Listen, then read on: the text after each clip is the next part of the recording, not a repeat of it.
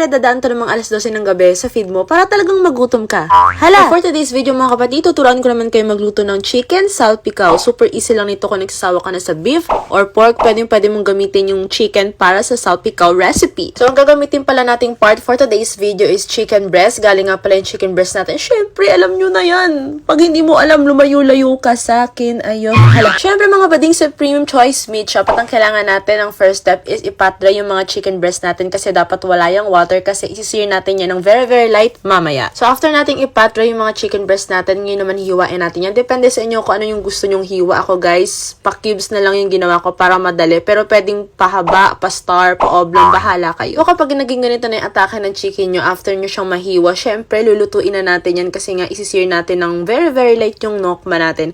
So syempre kailangan nyo ng lutuan. Yung gamit ko nga pala is from Masflex. Syempre maglalagay tayo ng konting oil dyan or oil. Kapag gina yung mantika nyo, pwedeng pa nyo na ilagay yung mga chicken breast. So mga 6 minutes ko lang niluto yung chicken breast natin kasi ayaw naman nating ma-overcook kasi guys, yung chicken breast sobrang dali lang talaga niyang maluto. Kaya please, huwag nyo siyang i-overcook kasi hindi siya masarap. Mga bading, ganito lang ina-achieve natin sa chicken breast natin. Very pa-cute lang. Tapos syempre maglalagay ulit tayo ng oil kasi guys, magigisa tayo ng garlic marie.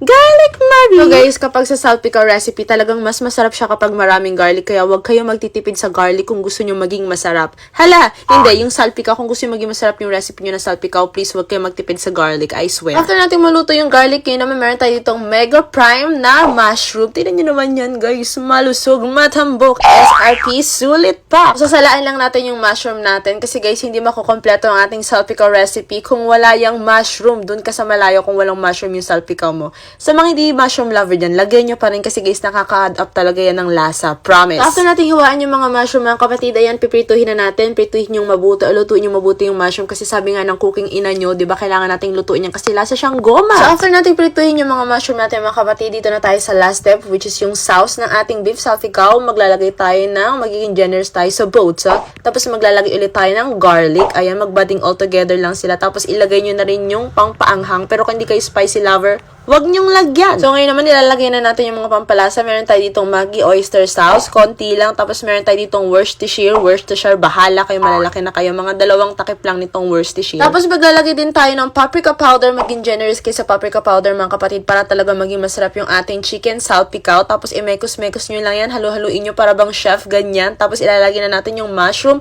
and isusunod na rin natin yung ating nokma. Pagkatapos natin ilagay yung mga pampalasa, syempre hahaluin natin yan para mag-bonding all together yung mga pinaglalagay natin. Tapos maglalagay lang tayo ng pepper and that's it. Super easy. Tingnan nyo naman yan guys. Masarap pang pampulutan, ulam, pang merienda. Bahala kayo. Lalo na mga kapatid sa mga hindi kumakain sa pork at mahilig lang talaga sa chicken or nag-workout katulad ko, gusto magbawas ng timbang. Napakadami ko pwede i-share sa inyo ng mga chicken breast recipe. Kaya itry nyo tong chicken salpicao. Super sarap. At masarap siya sa beer hop. In fairness, chef kiss.